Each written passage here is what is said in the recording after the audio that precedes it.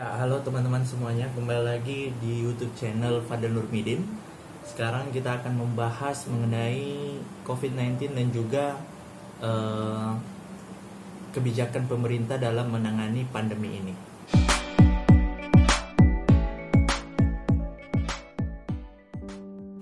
Yang kita tahu sekarang, dalam Kepres nomor 12 tahun 2020, BNPB menjadi jenderal perang untuk menangani kasus COVID-19 di Indonesia.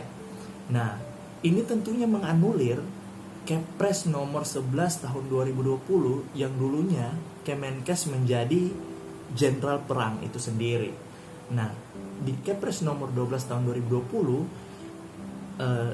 Kementerian Kesehatan menjadi bagian teknis, dan tentunya Kementerian Kesehatan tidak punya wewenang yang cukup untuk membuat sebuah kebijakan-kebijakan. Misalnya saja screening, yang sepenuhnya bertanggung jawab untuk screening ini yaitu Kementerian Kesehatan, tetapi harus ada komunikasi dengan gugus tugas ini. Nah, yang kita tahu sendiri, ini adalah bencana non alam yang tentunya pandemi ini harusnya diselesaikan dengan cara kesehatan. Cuma memang dalam sebuah bencana itu ada klaster-klasternya, misalnya klaster kesehatan, klaster sosial, dan BNPB menjadi koordinator untuk semua itu. Nah, cuma yang terjadi masalahnya ini adalah peraturan-peraturan yang tumpang tindih. Misalnya kejadian COVID-19 ini berdampak kepada daerah yang seharusnya bisa membuat aturannya sendiri, yaitu tentang kesehatan. Mereka mau inovasi apa kek, mau mereka buat apa kek, itu terserah daerah seharusnya. Itu menurut Undang-Undang nomor 23 tahun 2014. Nah, tapi dalam pandemi ini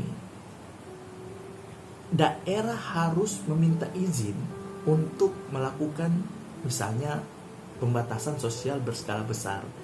Ada beberapa kota yang memang diizinkan dan ada beberapa kota memang yang ditolak. Ada syarat-syarat tertentu supaya PSBB ini bisa diterima.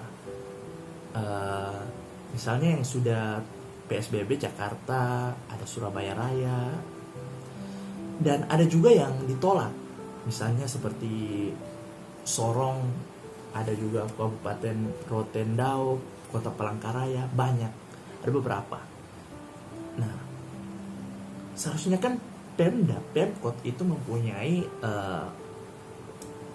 wewenang sendiri untuk melakukan inovasi untuk supaya bisa mencegah terjadinya penyebaran kasus ini. Tapi ini tidak, karena mungkin pandemi atau sebagainya. Ini juga negara-negara yang berhasil menangani COVID-19 ini memang belum sepenuhnya berhasil.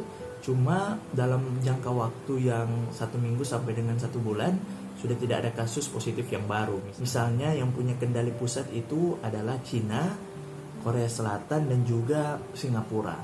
Mereka melakukan kendali terhadap COVID-19 ini dari pusat.